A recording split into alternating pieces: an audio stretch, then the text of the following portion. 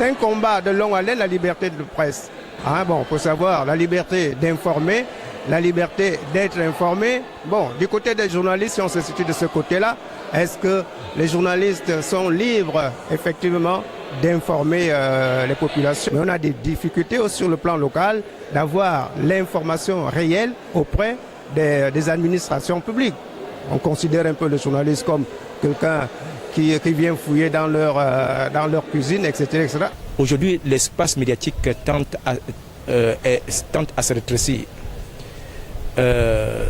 C'est vrai que le Gabon n'est pas encore la Russie, ni la Chine, que le Gabon n'est pas le Soudan, ou le Mali, dans les espaces où les journalistes doivent faire face à la lutte contre le djihadisme.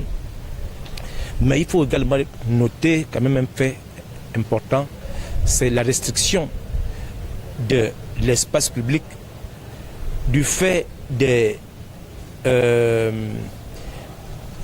mesures coercitives qui sont prises, notamment dans le cadre du nouveau code de la communication, mesures qui tentent à restreindre l'espace de liberté et de liberté des journalistes. Et il y a aussi ce problème, ce sempiternel problème lié à l'autocensure et à la censure dans les médias de service public. Oui et non. Oui, pourquoi? Nous avons quand même depuis plusieurs années évolué dans ce domaine de liberté de la presse, en ce sens que nous retrouvons une multitude d'éditions de journaux dans nos kiosques, et de diverses opinions d'ailleurs. Donc nous pouvons aujourd'hui parler de liberté de la presse.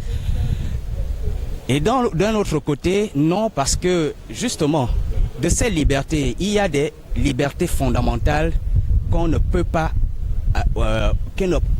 dont on ne peut pas faire fi dans le monde de la communication. La liberté de la presse s'exprime déjà d'abord par la liberté d'opinion, la liberté que les rédactions doivent exprimer au travers de leurs opinions.